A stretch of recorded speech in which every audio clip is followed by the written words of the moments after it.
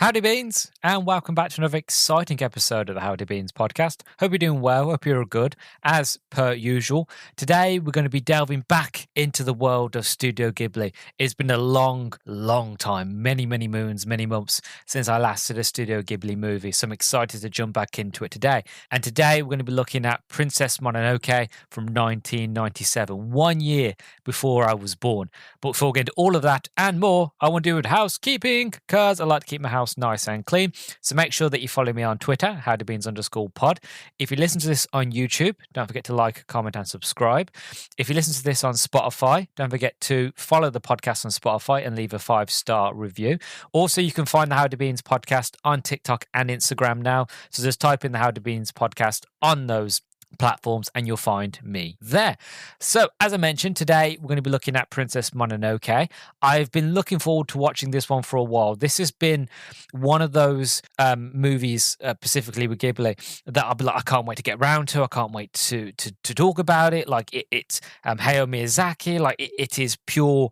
It's meant to be incredible. From what I've been told, I've never seen it, but from the little clips that I've seen on TikTok and everything that everybody's told me, this is one of the best. This is what, the champion, you know what I mean? Like this is the one people always go back to of like, that was brilliant. It's like, it's 2 hours long apparently, and it's just fantastic. So I'm really excited.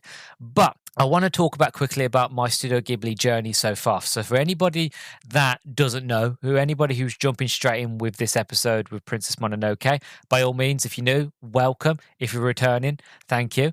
Long and short of it all is the fact of I decided, God, it had been years ago now, probably in my third year of podcasting, or maybe fourth, I can't remember. It's been a while.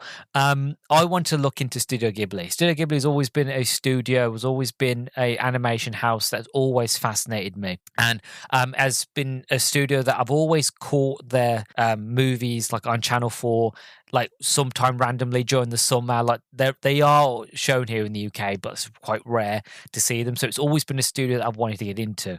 And to finally get into it and to watch like Nausicaa, Valley of the Wind, which is my absolute favourite, Laputa, Castle in the Sky, Porco Rosso, which was brilliant. I'd rather be a pig than a fascist, which, to be honest, nowadays that means more than it ever did, to be honest. Not that I'd like to get into politics on the podcast, but, that is a very true statement today. But yeah, like this has been a brilliant, wonderful journey. And like I said, the last episode was Whisper of the Heart. That was 6 months ago. I didn't realize it had been that long. I was doing my research and I was getting everything ready to do this introduction. And I thought, I'll look into how long it was been since I last talked about a Ghibli movie. And then to realize it was 6 months ago is insane. Like I genuinely thought I would have done another Ghibli movie in between then. But I must have got really busy. So I'm glad to be back into it now. So that hopefully that catches a lot of people that are new up with. By all means, if you want to go back and check all the movies that I've watched in chronological order, then by all means, please to go back, Totoro and all that. If you want to go listen to those reviews, go back and check them out. I had a lot of fun with them. So yeah, do that. And if you're returning, then let's get into it. So let's start with the movie synopsis. So the movie synopsis goes as follows. So in the 14th century, the harmony that humans, animals, and gods have enjoyed begins to crumble. The protagonist, young Ashitika, again, if I'm butchering the name, just want to go into it. I am dyslexic, so I'm sure when I watch the movie, I'm going to be able to pronounce the name properly, but for now, it's going to come out all jumbled, so I apologize. So Ashitika, infected by an animal attack, seeks a cure from the deer, like god, Shishambigami. In his travels, again, I'm probably butchering that name as well, he sees humans ravaging the earth, bringing down the wrath of wolf god Moro and his human companion, Princess Mononoke. His attempts to broker peace between her and the human beings' only conflict. Again, I should have said it right at the beginning. Dyslexic, having to pronounce Japanese names and words is quite difficult for somebody who struggles with the English language as it is. So just be prepared for a lot of sort of saying of words and names in these sort of Ghibli reviews, because I always seem to do it. Anyway, As for the cast, so Ash Itakata is voiced by Billy Crudup. Oh, by the way, I'll be watching the English dub. So if anybody doesn't know, this is the English cast. This is the English dub of the movie. Jingo is played by Billy Bob Thornton. Lady Eboshi is Millie Driver. Gonza is John Manganiello, who does the voice. He's in Adventure Time. He is the voice of Marcus Phoenix in Gears of War. He is in Ben 10. Basically, he's a world-renowned sort of voice actor. San is played by Claire Danes. Koryuko is John Demeter. Toki is Jaden Pickett-Smith. Moro is Gillian Anderson. And Akato is Keith David. And there is other sort of additional voice talents as well, but that is your main cast. So as for the production, so this one is a very long one because there's a lot to talk about this movie. I've split it up into like early concepts and pre-production. Then you've got production animation, a little bit about the computer graphics. And then I wanted to talk about the themes of it. So it's going to be a lot before we even get to the review. So do bear with me, but promise you a lot of the research that I've done is very, very fascinating. So without further ado, let's get into it. So let's start with early concepts. So early concepts and pre-production. Hayao Miyazaki composed the original idea for what would become Princess Mononoke in 1980 after releasing his first film, The Castle of Cagliostro, in 1979, drawing sketches of a princess living in the woods with a beast. The story was roughly based on The Beauty and the Beast, 1740 fairy tale set in historical Japan. The beast was realized and an animalistic spirit, Mononoke, whom the protagonist, the daughter of a nobleman, is forced to marry. After unsuccessfully proposing the film project to several production companies, Miyazaki published his concepts in a book in 1983, republished in 2014 as Princess Mononoke, the first story. He reused various ideas from this project in works such as My Neighbor Totoro and Porco Rosso. Sheishu's journey, in particular, bears the closest resemblance to the eventual film, featuring a protagonist who rides an elk to the land of gods. A few fundamental ideas from the 1980s concept appear in the final film, but the character designs and plot are eternally different. The film's scholar, Raz Greenberg, wrote that the original concept also portrayed the end of tyranny vividly, in contrast with the film, showing the antagonist's fortress destroyed and its slaves encapsulated. According to the film scholar Raina Denson, the stark difference between the original idea and the final film demonstrates the radical changes of Miyazaki's filmmaking philosophies during the time. He took cues from Japanese folklore, especially the tale of a princess with a birthmark, which evolved over time into Ashitaka's curse. Inspired by the writings of Yoshi Hotta, Miyazaki also considered creating a film adaptation of Hoijiki, a Japanese literary classic on the elementary of life. It was written by the poet Kyoto no Komi during a period of political turmoil and natural disasters, which the animation scholar Susan J. Napier felt reasoned with the increasing sense of vulnerability in Japanese culture during the time of the film's production. However, Miyazaki felt the concept was far more removed from common sense and had no possibility of commercial success. He never moved forward with his concept but continued to consider creating a historical piece. Upon the completion of his manga series Nausicaa Valley of the Wind, Miyazaki began work on the project proposal for the film in August 1994. However, encountering writer's block in December, he took a break from the production to direct the short film On Your Mark. As a side project, Miyazaki returned to the film in April 1995 and began working on the storyboards in May. The film's broad scope and high level of details extended the pre-production progress. That month, Miyazaki took 4 of the art directors to visit the island of Yakushima, which had already inspired some environments in Nausicaa, the Valley of the Wind, to achieve the environmental depiction that he was seeking to portray. The island's relative lack of development informed their sketches of the film's Forest of the Gods. The 5th art director, Kazuho Oka, went to Shirikima Sakri Mountains to draw inspiration for the Imishi village. Again, I do apologize if I get any of pronunciations wrong. Production animation. So Princess Mononoke was the most expensive animated film ever produced in Japan at the time. It was originally allocated a budget of 2 billion yen, which was expanded to 2.335 billion yen later in the production, more than double that of any previous Studio Ghibli film. Miyazaki stated, "I don't care if the studio goes bankrupt." The animation production commenced in July 1995. Miyazaki created the storyboard using the approach he took towards serialized manga, writing the film's plot as he drew the scenes. His declining sight initially caused him to use oversized paper, but he switched back to the normal size to increase the pace of the storyboarding. This process was done in parallel with the animation, and the final boards outlining the end of the film were not finished until January 1997.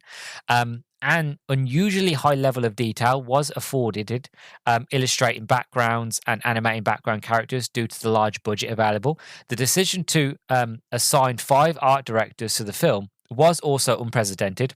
Each tackled a different aspect. For example, one handled daylight shots while another covered the nighttime. The film used approximately 144,000 cells, 80,000 of them being key animation frames, more than any other Studio Ghibli film. Miyazaki is estimated to have drawn or retouched nearly 80,000 cells himself. The final shots were completed in June 1997, less than a month from the release date.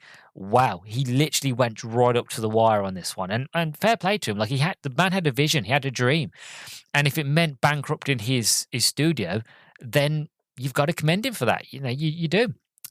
Let's talk about computer graphics, right? So, the film was created using a combination of hand-drawn animation and computer-generated imagery. Approximately 5 minutes were animated entirely using digital processes. A further 10 minutes used digital ink and paint, a technique used in all subsequent Studio Ghibli films. The company's hand-drawn methods were becoming outdated by the late 1990s, and by 1997, members of Studio Ghibli's computer graphics team felt that the adoption was made largely out of necessity. According to Mamoru Oshii, a contemporary of Miyazaki's, digital painting was adopted at the insistence of Michio Yoshida, a senior colorist at Studio Ghibli. While Studio Ghibli had already begun experimenting with digital techniques a few years prior on Pompoko, its computer graphics department was opened during the production of Princess Mononoke. Miyazaki's distaste for digital animation techniques was well known in Japan before the film's release, so his use of computer graphics came as a surprise. According to Dennison, he made the decision to use the new techniques early in the production, stating with the demon god in the opening sequence, certain sequences were created using 3D tools and then processed to resemble a traditionally animated sequence using a program called Toon Shader, developed by Microsoft at the studio's request. Some of this work was outsourced to the animation studio Toyo Lynx. Three board categories of digital techniques were applied to the animation: the use of digital ink and paint to finish coloring hand-drawn frames, 3D rendering, digital composing, which put the hand-drawn images in a three-dimensional environment to create more visual depths, and morphing and practical effects, which create additional details and smoother transitions. Yoshiri Suguna, the head of the computer graphics department, recalled that the most involved use of digital techniques were the mask, the transitions between the digital and hand-drawn elements on screen. Some characters, particularly the gods, alternate between rendering approaches in different shots. To be honest, I understand where they thought the company's hand-drawn methods were becoming outdated by the late 1990s, and they're not alone in that.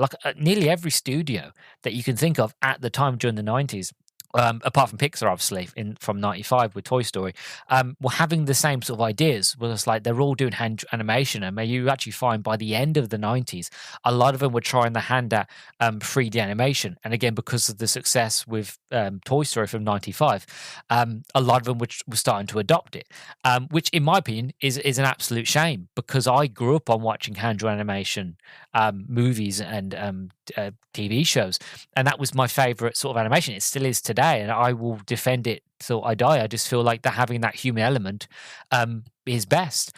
So to see that they were thinking it was outdated by the end of the 90s was a bit of a shame to read, but also quite fascinating considering that Miyazaki, has a taste for digital animation. But I'm still excited. I'm still interested to see how they were able to kind of put two and two together and make it work. And I'm sure they did, because this movie is known for being very sort of highly regarded, So now I want to talk about the themes. Specifically, I want to start with like the conflicts of nature, technology, and humanity. So, the environmentalism is a central theme of Princess Mononoke. In the war between the forest gods and the people of Irontown, Ishikita serves as the metaphor. Unlike many Western works with similar themes, the film does not present these positions as complete opposites, nor does it outright reject modern technology. The scholars Tracy Daniels Lerberg and Matthew Lerberg wrote that instead embraces the unpredictable outcomes then emerge in the uncertainty that remains.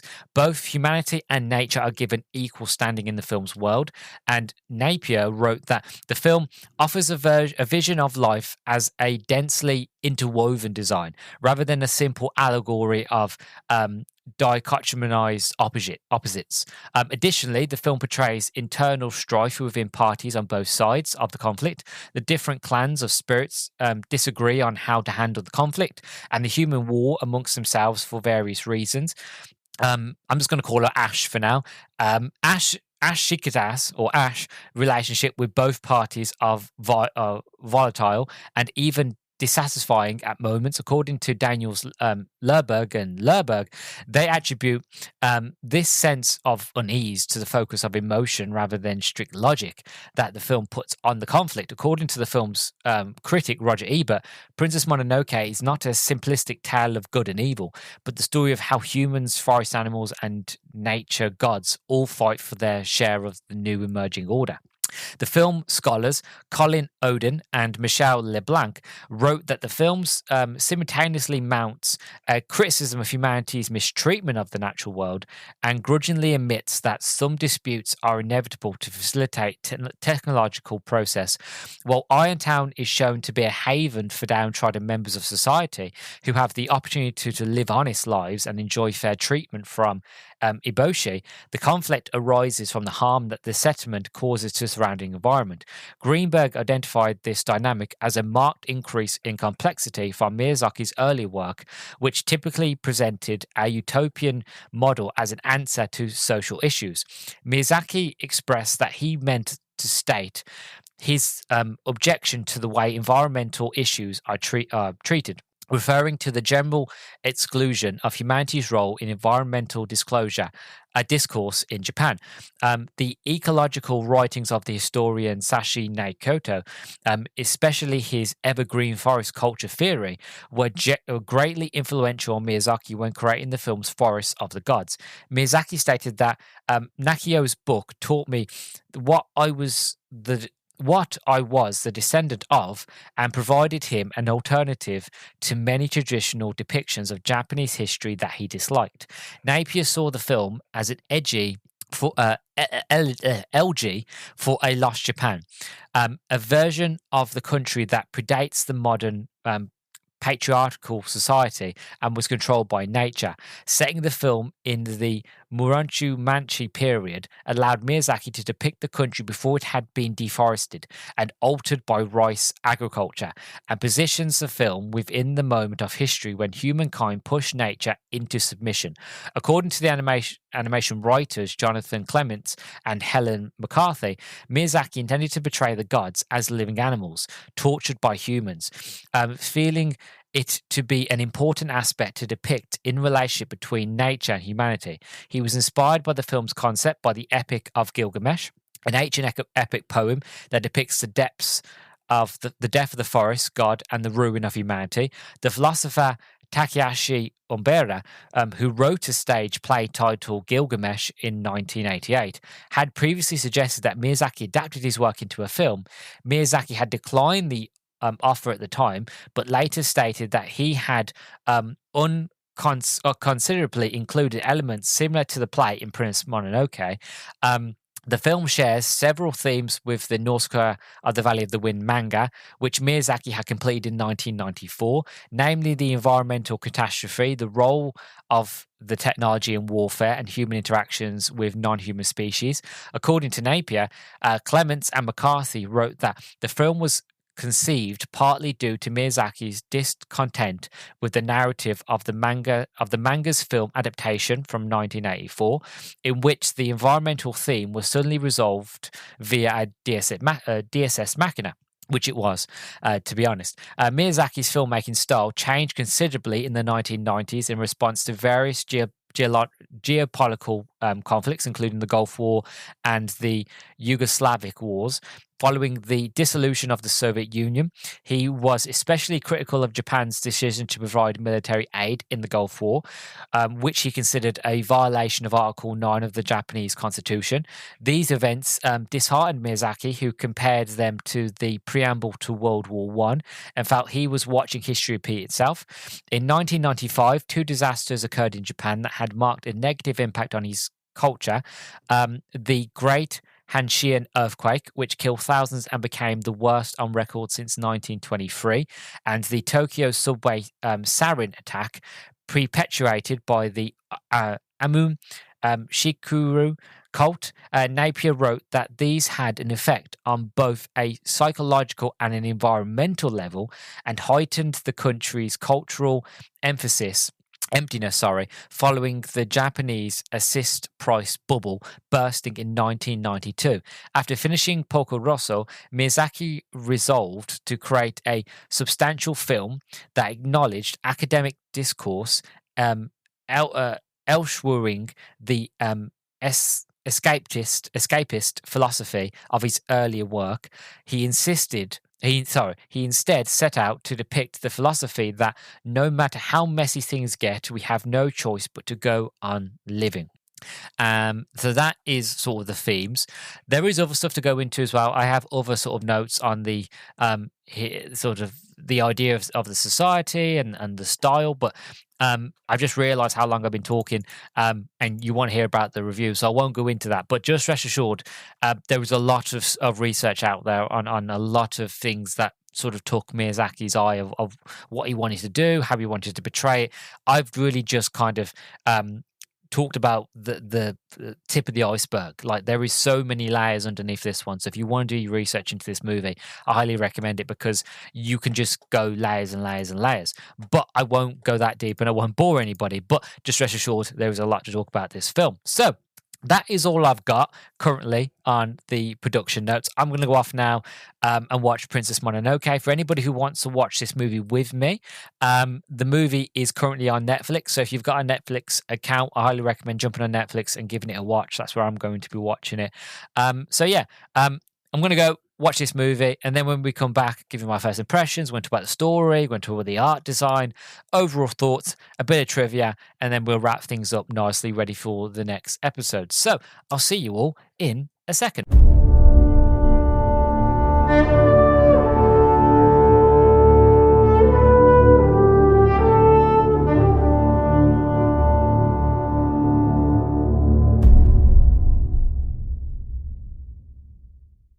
And welcome back, everyone. So this review took me a while to get around to, mostly because it's about 2 hours long, and it's really difficult nowadays to actually find the time, especially for me anyway, to sit down and watch a 2 hour long movie and to be fully engaged with it, to be fully sort of immersed in it.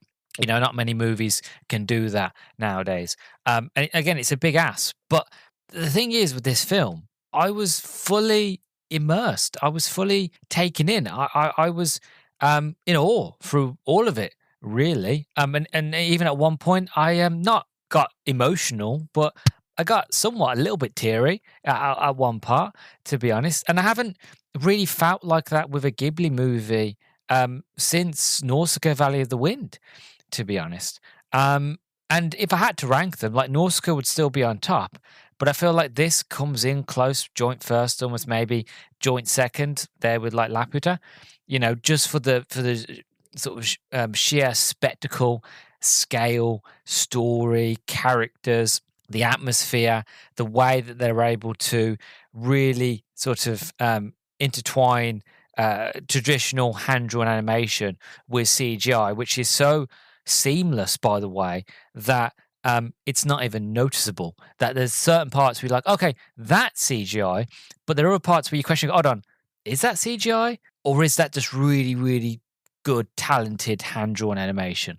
You know, there were moments when I was generally looking for it, but I don't know if I could find it, or at least if I did find it, I don't know if I was correct or not. That's how seamless it is, that you watch it and you go, I know that there's CGI here, and I can probably tell where it possibly is, but it's done so well that you're like, I can't even try to begin to guess where it would be intertwined with the story overall.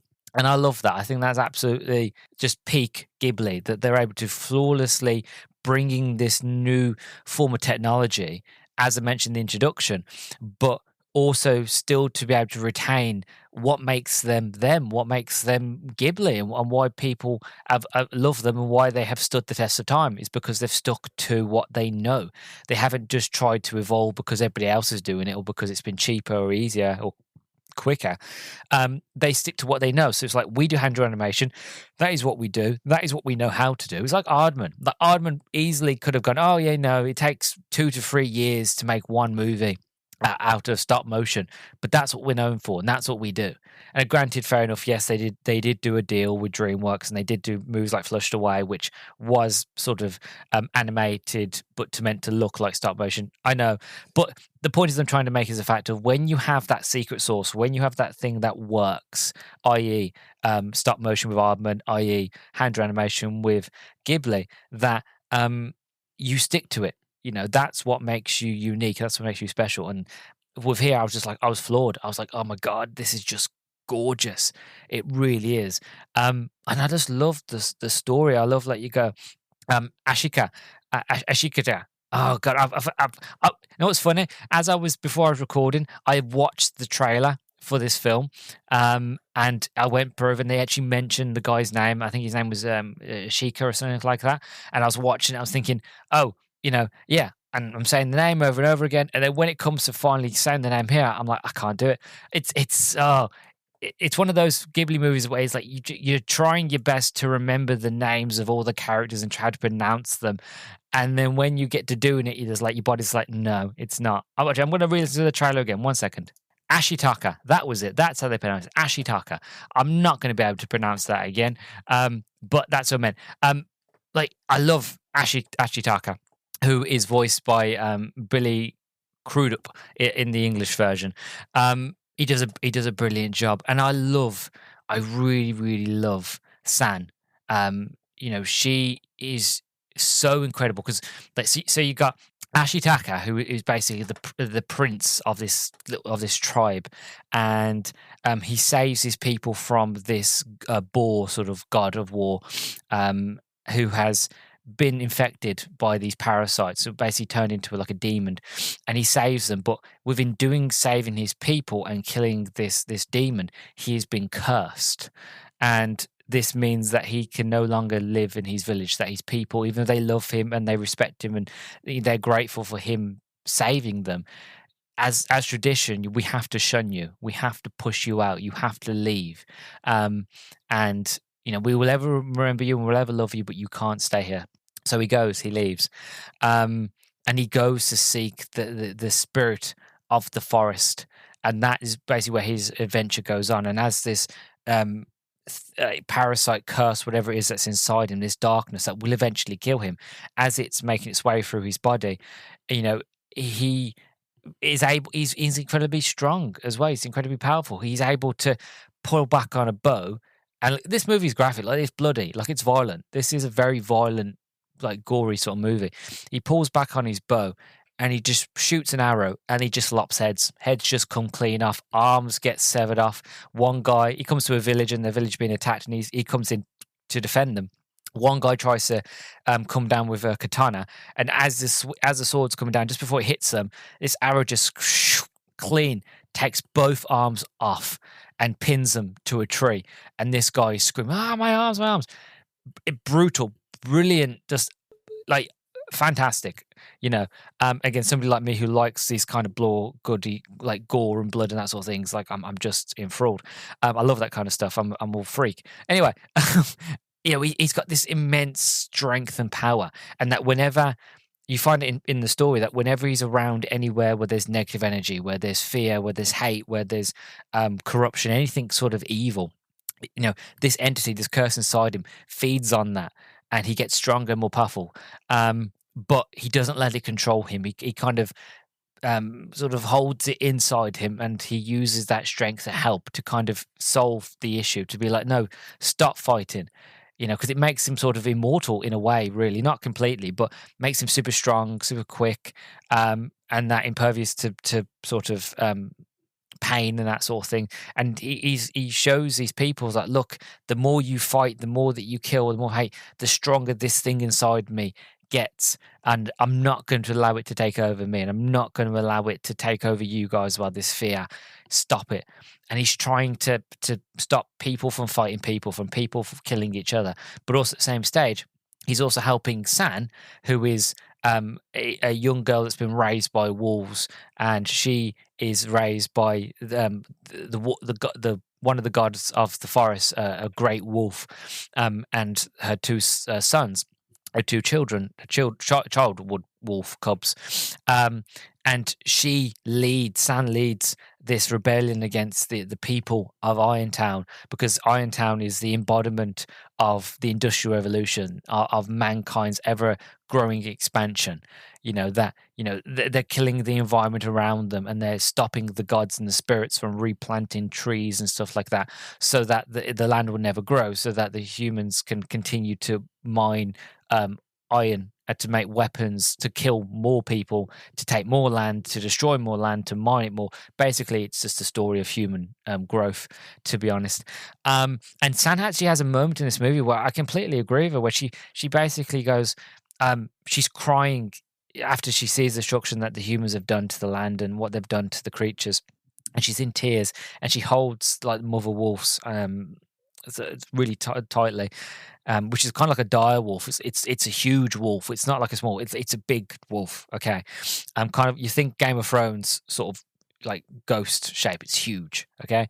Anyway, she hugs it and she's crying her eyes out, and she's just like, I hate humans. I hate humanity. And in that moment, I got a little bit choked up, because I feel the same way. Because there are many times where I just look at the way humanity is treating the environment, the way they're treating animals, and I just look and I think, how dare you? How dare you? Take, like, in my opinion, life is incredibly beautiful and incredibly precious, and it is incredibly rare. It's the only place in the universe that we know of where there's life. Life is the true embodiment of magic. If you're looking for magic, look into life, because it's the only thing that we know that exists like this. It is magic. How it's able to create all different types of life, all different types of creatures, all different types of species, whether it be in the sky, on the ground, underground, or in the ocean. Or even in the vacuum of space, we got tardigrades, right? Whatever life is, whatever magic it is, how it is just able to adapt and survive and create out of nothing is just pure magic. Okay. And so you take that idea and that concept of it is, and then you expand it to the whole idea of Mother Nature and stuff like that, and you mistreat this magic, the only real true proof of magic in the universe, that is life, that is nature. And how dare you destroy that? How dare you sit there and think that you can go to a rainforest full of, which are the lungs of the planet, and just take all the trees, take it all, and turn it into other things, and pump chemicals into the river, mine for gold, mine for resource, mine for diamonds. That not even that beautiful. Like, I've never really been interested in gold and diamonds. Like, yeah, gold's lovely, but it has no effect on me, has no appeal on me. Same with diamonds and jewels. Oh, it's very fancy, but I have a amethyst crystal that does the job and less the harm, in a way. And it's just one of those where I look at humanity and how they just pump, like here in the UK, they pump sewage into the river systems. They pump sewage for hours on end, days on end, into the oceans. And what I'm currently watching a documentary on Channel 4 called Dirty Business, which kind of retells the events, true events of that, and the way the war companies are doing it. Again, I'm not here to get into all of that. I'm here to talk about a movie, but the point is I'm trying to make is the fact of it's happening daily, all day, every day. You know, you still have people as well in the UK that go out and hunt foxes for sport because, quote unquote, it's fun, it's tradition. You know what I mean? You can't see my face right now, but I'm pulling the most sarcastic face in the world. And it's just one of those of how dare humans do that, you know? So I get it. I really do. I emphasize with the characters because I feel exactly the same. I sit there and go, how dare you? I hate you. Why are you doing this? Why? You know, because when it's gone, then what? You've chopped down all the trees. You know, you've mined all the oil. You've taken all the resource out of the planet. The planet is dead. It's like Mad Max. It's a wasteland. It's a dust ball. Then what? You've done everything. You now all have all this money, but the planet's dead, so you can't spend it because there's nothing to buy because everybody's dying. So what do? The rich people, they get up and they get in the spaceships and they leave the rest of us to die on a dust ball Sahara desert planet. That don't seem very fair to me. And it's just human greed and human ego, and it's disgusting, and I hate it. You know, and this is what this film really encapsulates, this idea of the fact of, because the whole story of it is the fact of this idea of it's kind of it uses the forest gods as an analogy for the human condition, for the human growth. Because when these gods are infected, they're called demons. You have these things that look like parasites on them. They have these little wiggly worms all around them, and they turn into these little big balls of biscotti, really big balls of like worms, kind of like parasites. And they do say, don't touch it because if you touch it, it spreads. Whatever they touch, it spreads. Just like a parasite. Parasites spread that way through contact, stuff like that. You know, so stay away, don't touch it. That's no longer sort of a god, that's not a person. It's a demon, or, you know, parasite, it's parasitic. It's been infected by hate. And that if you touch it, that hate will curse you and flow to you, and it'll flow to the next person that touched you. So it's that same sort of analogy idea of that this hate leads to suffering and stuff like that. And what is suffering is not just humanity, or eventually humanity in the long run, but the environment, the planet. And that you have these gods who are trying to fight back, these gods of the forests, of nature, are trying to fight back against humans, but humans are pushing back because they're taking the things that they've taken from the earth, and they're using them to hunt down and kill the god of the forest, the spirit of the forest, which is actually beautiful, well designed. Like the designs are gorgeous, and to expand. And yeah, it's just one of those movies where you just sit there and you're like, oh wow. And like I don't mean to get very spiritual, even though I did say in my Emily reflections review I wanted to get more spiritual. I just had to find the right topic, and this is one of them topics. But the way that it connects with the whole idea of humans, in my opinion, humans are meant to be the gardeners of Earth. Earth is a garden. It is the only living garden that we know of in the universe, right? A sort of huge ecological system. We have oceans, we have north and south poles, we have Arctics, we have different types of seas, we have different types of land, we have different types of deserts and things like that. We like the ecology is the right word. The environment is so beautiful and magical, and that humans have been given this opportunity to evolve, to be smart enough to realize and to make use of our environment in a lot more bigger and grander scale than any other animal has ever have on this planet. And really, with that sort of intelligence and that sort of opportunity, what we should be doing is cultivating. We should be taking only what we need. You know, this idea that we should be gardeners, that we should look after nature, we should look after our fields, we should look after our animals, we should look after the environment. And in sort of the way it works there, that if you can look after the environment around you, then you are best sort of protected to look after those, you know, that are closest to you. You know, so you protect the environment. The environment then gives you everything you need in terms of food, medicine, water, which is fresh and clean. You have all the things that you need so that you can provide and that you can look after your family, friends, those around you, your little community. And I think we've lost that, really, you know, with social media and technology, that we've become sort of detached from nature, that we don't want to go outside anymore. Outside is filthy, it's full of germs and dirt, and I don't want to go outside anymore. But it's like, no, well, no, go outside, hug a tree, smell a flower. When a bee lands on you, don't panic and swat it away. Be thankful that a bee saw you as saw your vibration, saw your essence, your chi, whatever you want to call it, your calmness, and decided that you were safe, that you were calm to land on you, to fly, to be have a rest on you, to mistaking you for a flower, for another term. I had the opportunity last year to learn how to become a beekeeper. It didn't last very long, sadly. We had some bees where I work, and me and one of my colleagues learned how to beekeep, and we had the suits on, and it was such a wonderful experience. Sadly, we had to get rid of them eventually because we just had too many bees. But the experience while I was at it, like, it was terrifying at first, but once you get that suit on, and once you just calm yourself down, you relax, and you just, I know it sounds very silly to say, but you just go with the flow. You don't act really rash. You act really slowly, really calm. If you're relaxed, they're relaxed. It's like kind of being around a horse.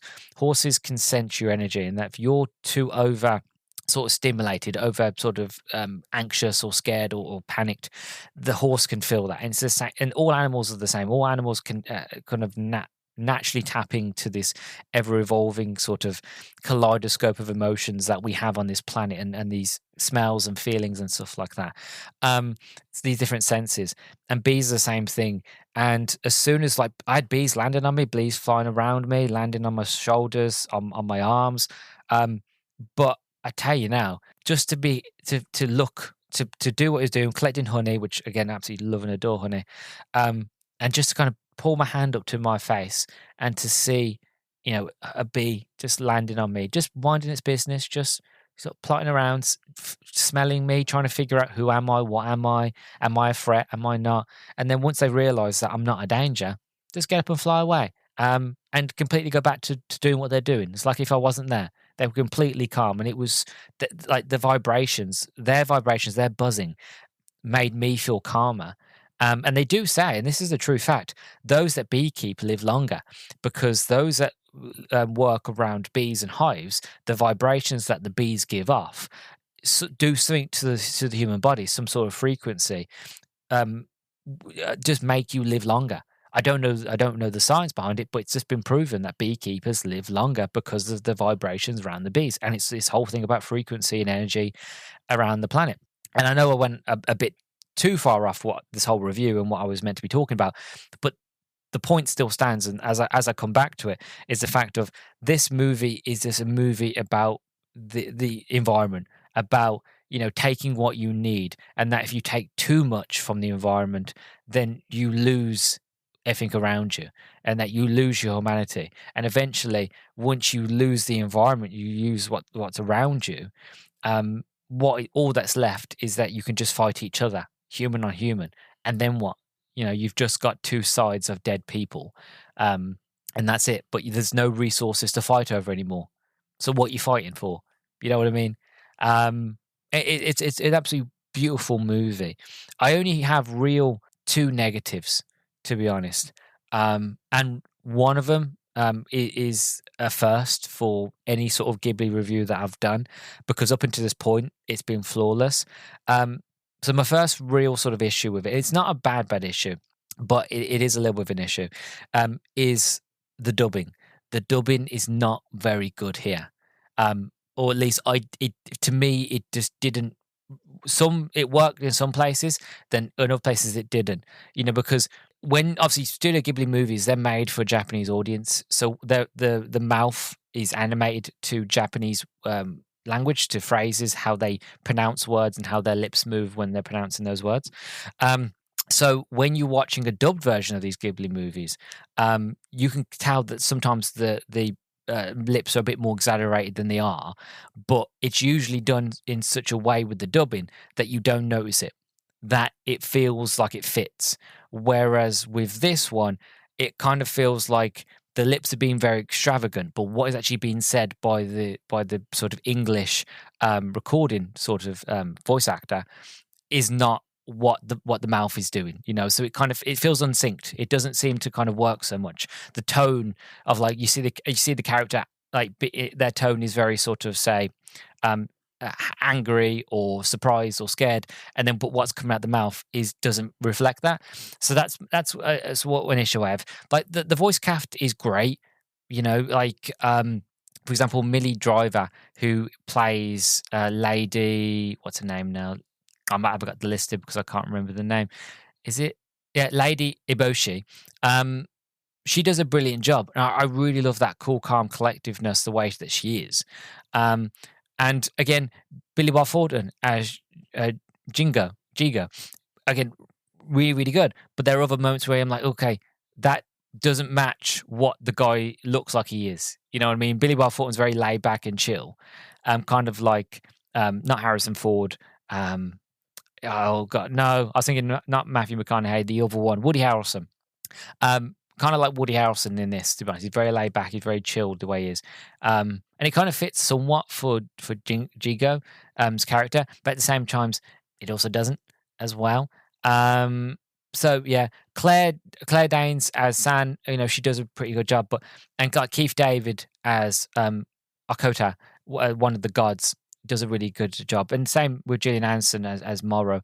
But the thing is, with those characters, the fact of, Keith Davis and Gillian Anderson, they're playing a wolf and a giant boar, so their lips are not moving. To be honest, they're kind of just more so just nodding their heads, and their lips are moving up and down, but they're not really doing anything. To be honest, I would have personally, I would have preferred their lips not move at all, and to talk as if they're like speaking like mind to mind, like telepathy, that sort of thing.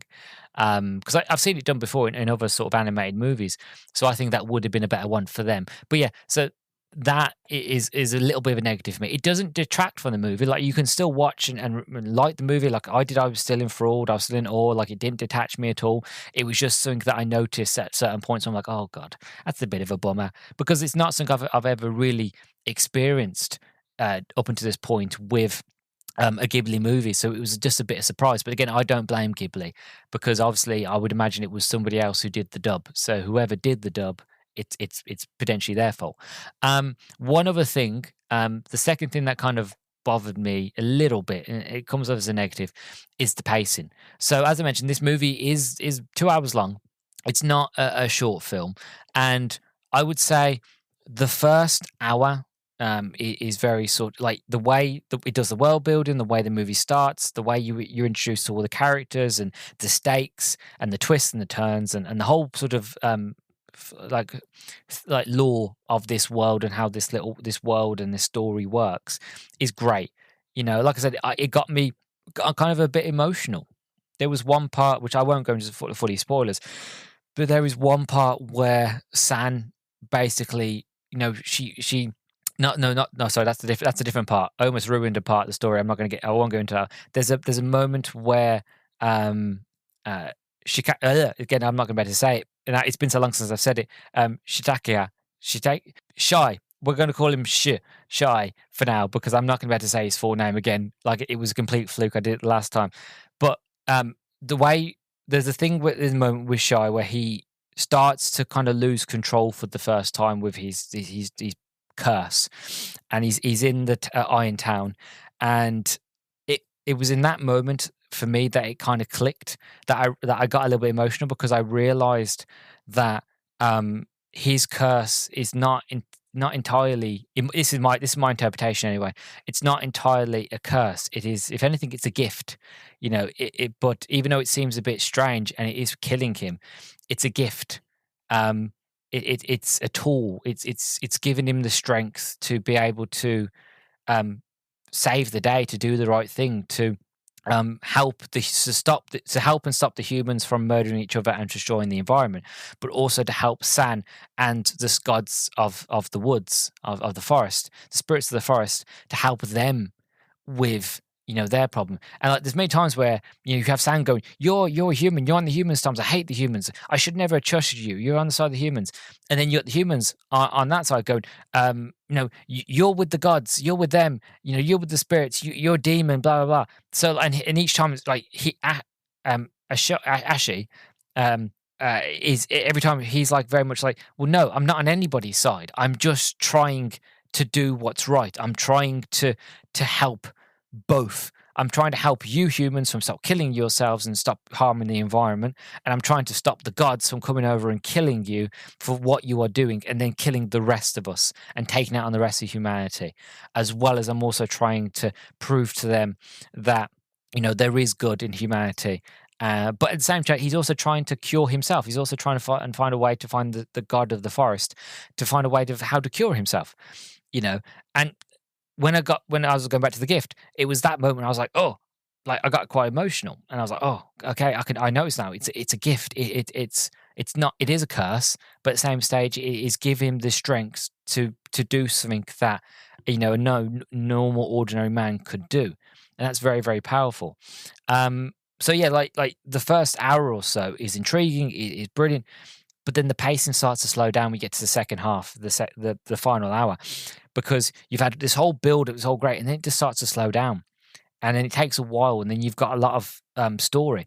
And I mean this in a positive way. I don't mean this in a negative way, even though it will sound negative. I got a bit sleepy in the second half, and that's mostly down to because I was comfortable. I'm sitting down in a comfy chair and I'm getting comfortable, and I'm in my pajamas, and I'm drinking tea and having some biscuits. I'm in the mood. I'm comfortable, and I'm still in awe, and like the visuals are still keeping me, but because not much is going on, and because the music is gorgeous, and because the visuals are gorgeous, and because, like I said, I'm really comfy, I was getting a bit sort of tired because I was getting a bit sleepy because nothing's really going on so much. Like they're doing the world building and doing sort of the character development, but all that action, like all the action that we had and that was leading up to it, has kind of slowed down.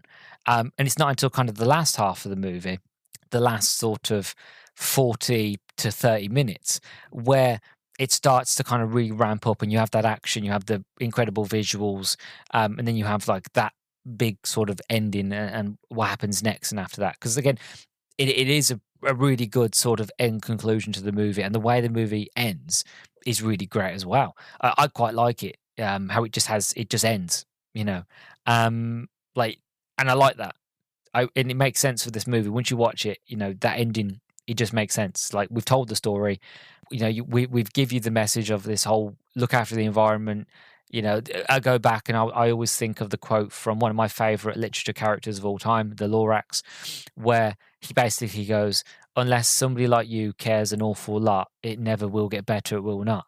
And it's true. Unless you care about the environment and care about the world and nature and looking after things and giving back to Mother Nature and stuff like that, unless somebody like you, like that, cares an awful lot, nothing will get better. It will not. It never will, because there's not enough people that care for it to get better. You know, and that's not that exact message, but that's the kind of thing that it leaves, is the fact of, without going to spoilers, the end of the movie happens, and then you're kind of left with the fact of, okay, this has happened, this is what you are now stuck with, but that doesn't mean that it's the end, it's over. There is still a chance to look after and protect what's around you. You've been given a second chance. Don't squander it. You know, use it to make life better for yourselves and for the environment and for the animals and the spirits and everything that's around it. They're not demons. They're not evil. They're there to work in sort of communal with you. If you work in conjunction with them, they'll work in conjunction with you, and things will get better in your surroundings, and you will have ever replenishing health and food and cures and clean water, and life will flourish and be peaceful and great forever. You just need to respect it, and it will respect you. And it's beautiful, absolutely beautiful. But like I said, it was just the pacing. It was just the pacing where like you have this really great sort of introduction to all the characters and the story and the world and the amazing visuals, and it just kind of just really sort of not nosedives, but kind of lulls, and it's like, oh, okay, it's really sort of slowed down, but then it picks up again. So it's just the pacing's a bit off. You have the highs and your lows, and it's a bit like a roller coaster. But like I said, the music, the visuals, the stories, the characters do keep you engaged. But like I said, it is about 2 hours and 14 minutes long. So it is a longish sort of movie. So when you have a movie that long that has a story like this that it wants to tell, having those lulls can affect it for certain people. And like I said, it's not an overly long sort of big criticism from me. It's just one of them things that like was just a bit of a negative. Was like, oh, that's a bit of a bummer. But they can't all be Nausicaa Valley of the Wind, okay? And that movie's like 2 hours long, but I've watched that movie multiple times now. But I remember watching it for the first time, and I was just like enthralled, like, oh my god, the whole way around. And I absolutely I loved it. So yeah, obviously I don't really want to go into the story very much because I don't want to ruin it and I don't want to go into too much detail because, again, even though it's a long movie, I want you to sort of explore and discover this movie for yourself if you haven't seen it. So I want to talk about sort of the art design. As I mentioned in the introduction, the way that they seamlessly interweave sort of the 3D sort of CGI with the 2D. It's so seamless, and it's so gorgeous. When you first see the sort of spirit of the forest, this stag that is the most weirdest looking animal I've ever seen, where it's got like a body of a stag, it's got the horns, but it's got the face of a man, but it's got feet like a chicken.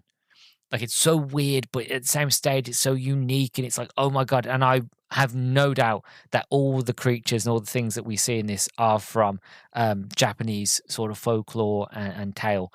And again, I love that because again, another thing that I love about Ghibli movies, which I isn't said enough, it's a time period in a lot of their movies that you just don't see enough of in sort of movies in TV, really. Like, there are films and out there that really look into those time periods, but not enough.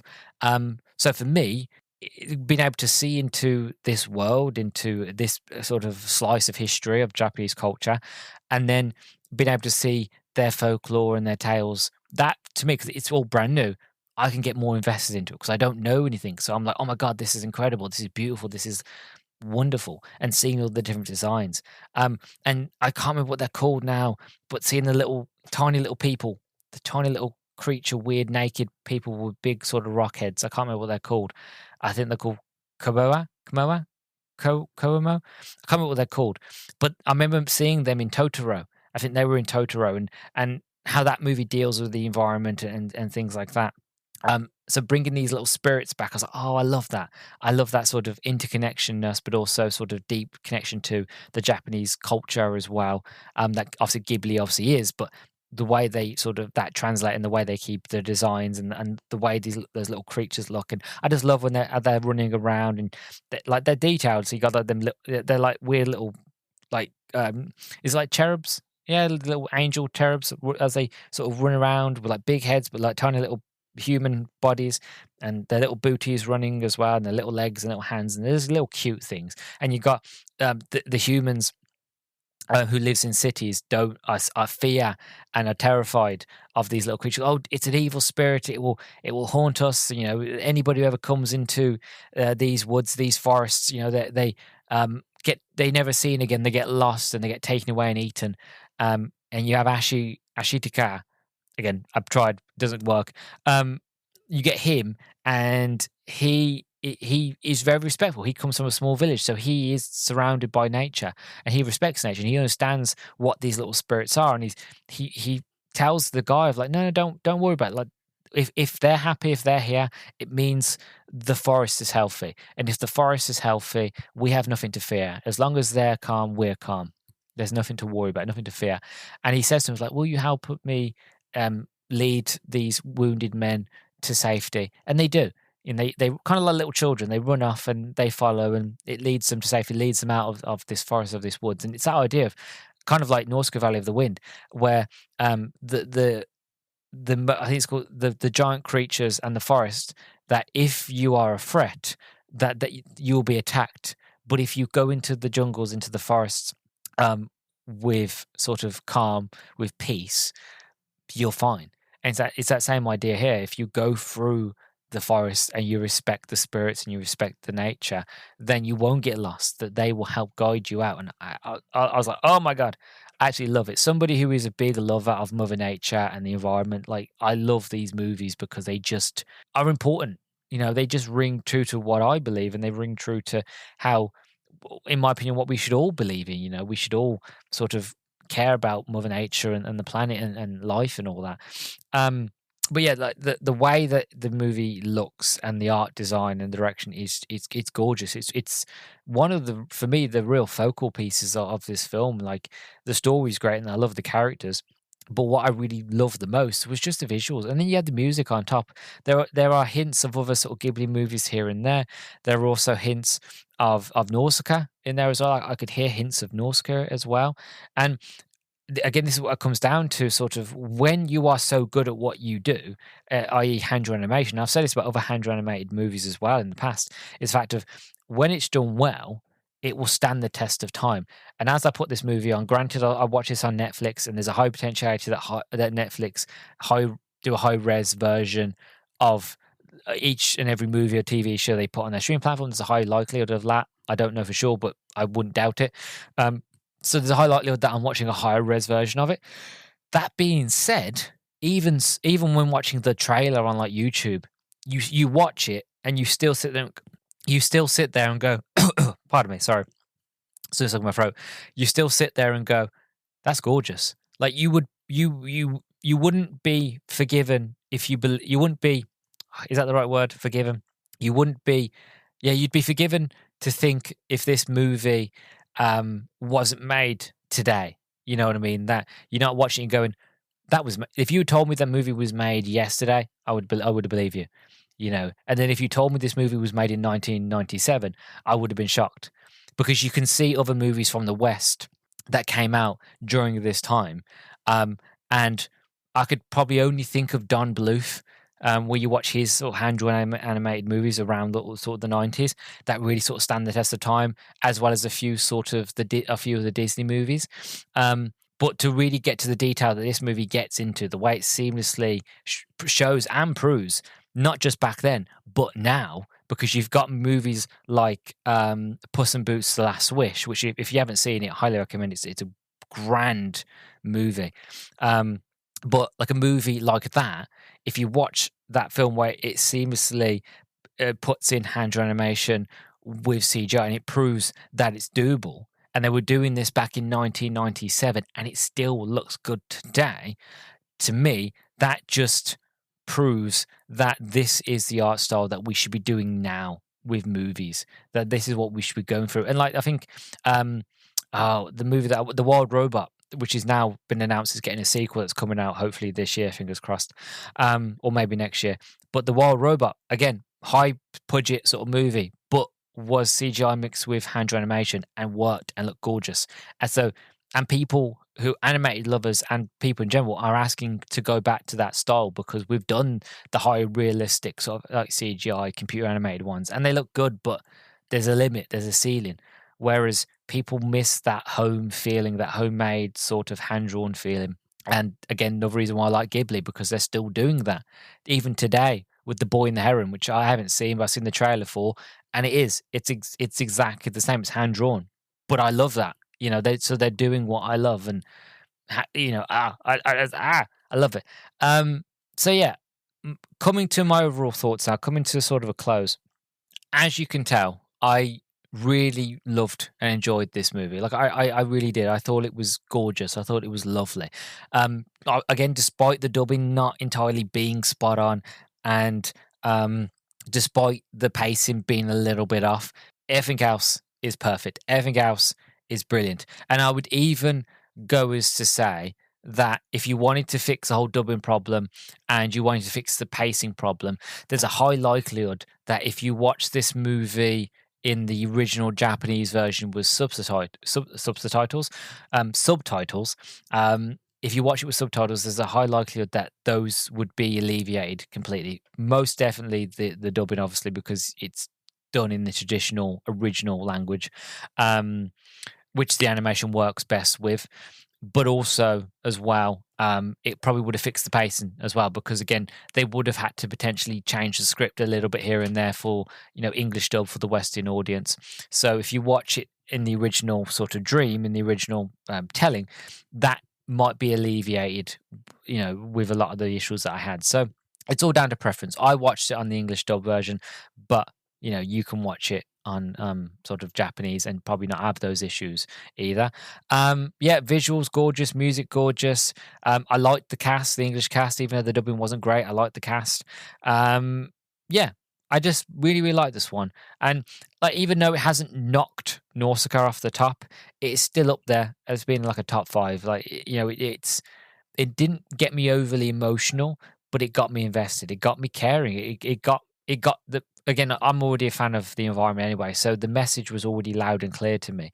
But I've said this before, but moves like this are incredibly important, because if we can get the young generation, the kids, watching movies like this, and I know this movie is quite brutal and it is quite violent and there's a lot of blood, and there is moments in this where I would imagine the young child would probably find it quite scary.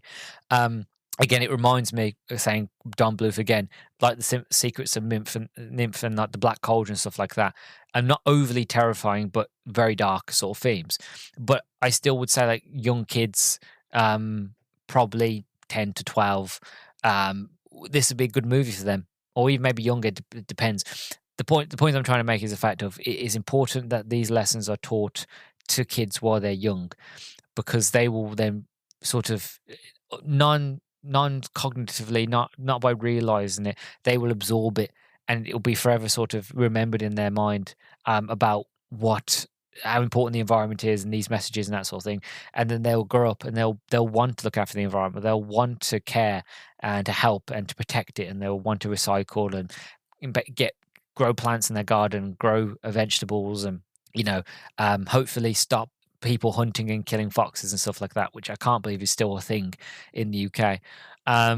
But yeah, I digress. It's just a very beautiful, important movie. And Miyazaki, he is known for having these sort of elements in his films. And I think that's why I enjoy the movies that he directs and makes the most, because I love when he just like I said at the beginning of this, he just was like, no, I'm going to tell the story that I want to tell. I don't care if I've gone over budget. I don't care if it's taken me like years and years and years to get it made, to get it done. This is my vision. This is what I've done. It could bankrupt the company. I do not care. I'm going to stick to it. I'm going to tell my story. And he does, and he did. And it's widely loved, and it was really successful. And Ghibli are still doing what they're doing. And it's because you have leaders like that who believe in what they're making, that they're not willing to compromise for it, where they're able to tell their stories. And that's why we have stories like Princess Mononoke, because of creatives going, no, this is my story. This is what I want to tell. Yes, it could be a bit dark and gruesome at times. And yes, it can be very sort of dark for younger audiences, but this is my story and this is what I'm going to tell. And I love that. And I respect it for it completely. So yeah, that has been my thoughts and feelings on Princess Mononoke. What are your thoughts? So please do let me know in the comments down below. Like, do you agree, disagree? Did the pacing bother you? Did it not bother you? Would the dubbing bother you for you or not? Like, let me know. Like, did you like the soundtrack? Did you like the narrative complexity? The philosophical sort of elements of it, the environmentalism, the social commentary, the animation, anything like that. Just let me know in the comments down below on YouTube, or on Spotify. Just put the link down below and let me know what you think. But before we wrap things up, I do want to do a bit of trivia. So, when Harvey Weinstein obtained the North American distribution rights to Princess Mononoke, he approached director Hayao Miyazaki and insisted on a shorter version of the film that would be better attuned to American audiences. However, Miyazaki was still so upset by the heavily cut version of his Nausicaa Valley of the Wind, released as Warriors of the Wind, which is a terrible title, that he angrily left the meeting. Several days later, Studio Ghibli producer Toshio Suzuki sent a katana sword to Weinstein's office with no cuts embedded into its blade. The film was later released in the USA in its uncut version. When asked about the incident in an interview, Miyazaki simply smiled and stated, "I defeated him." Fuck yeah. That's gangster. That is gangster. To be like, to get up and leave, and then 7 days later send a real life full blade katana with embedded no cuts. Absolute gangster, you know. And yeah, Miyazaki simply smiles and says, "I defeated him." And we all know how bad Harvey Weinstein is now, disgusting of a person he is. So yes, Miyazaki, you slayed the beast. You brandish your sword and he fell at your knees, and you defeated him. So much respect, sir. Much respect. This is the last major animated motion picture to be filmed on plastic animation cells. Director Hayao Miyazaki personally corrected or redrew more than 80,000 of the film's 144,000 animation cells. When the English dub version was screened at TIFF, Hayao Miyazaki introduced his film to the audience saying, "With Princess Mononoke, I intentionally threw out all the rules of entertainment movie making, which is why it will take some time for a true evaluation of this film to emerge. I hope you will enjoy all of the ridiculously long 2 hours and 13 minutes." No, yeah, I see what he means. He threw the rule book out. He's like, "Look, I'm making the movie that I want to make." And I don't know if I've done a truly evaluation of this movie. I don't think anybody could do a truly evaluation of this movie. I can only give you what it meant to me. And it's the same with any movie. You can only really talk about what that movie made you feel, your life experiences, your thoughts, your feelings, your beliefs, those sort of things. They all come into work whenever it is you're talking about something that you love or you hated or whatever.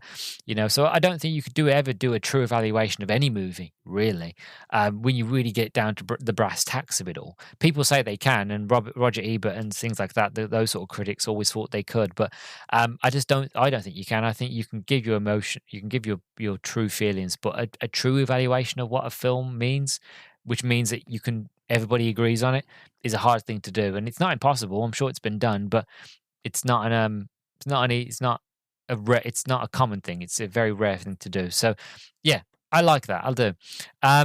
When it was announced that the Miramax slash Buena Vista, which is part of Disney, Region 1 DVD would contain only the English language dialogue track adapted by Neil Gaiman. There was enough fan protests to convince Miramax to delay the release in order to include the original Japanese language dialogue. Yeah, I completely get that. I do.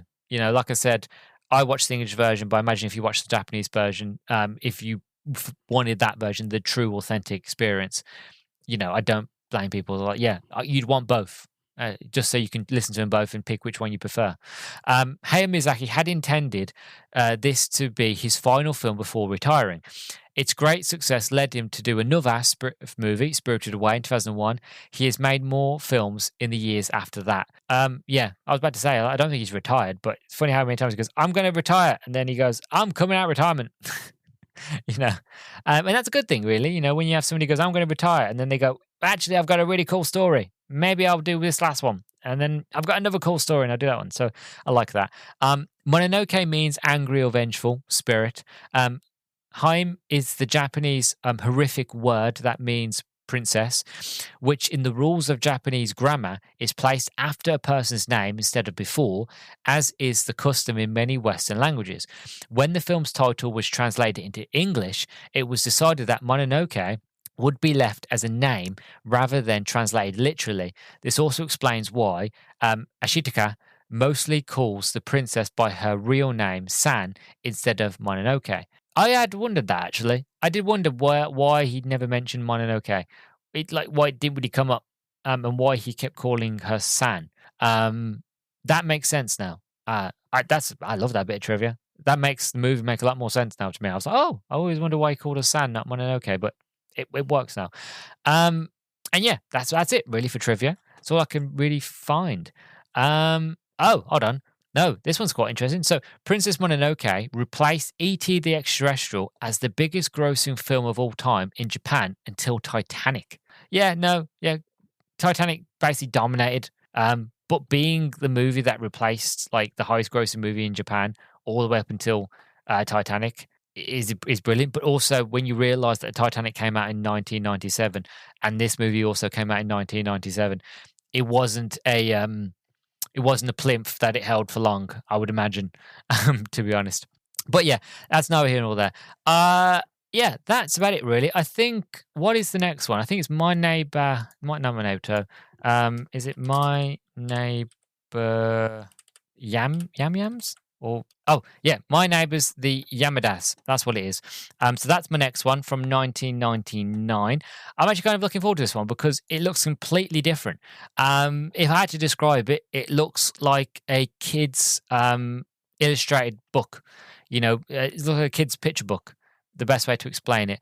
But it looks a lot of fun. It looks interesting. What is the read up for it? What is the plot? The film is a series of vignettes following the daily lives of the Yamada family. Each of the vignettes is presented by titles such as Father as Role Model, A Family Torn Apart, or Patriarchal Supremacy Restored. These vignettes cover such issues as losing a child in a department store, the relationship between father and son, and husband and wife, the wisdom of age, meeting one's first girlfriend, and many more. Each is presented with humor, presenting a very believable picture of family life which crosses cultural boundaries. Oh, that sounds very interesting.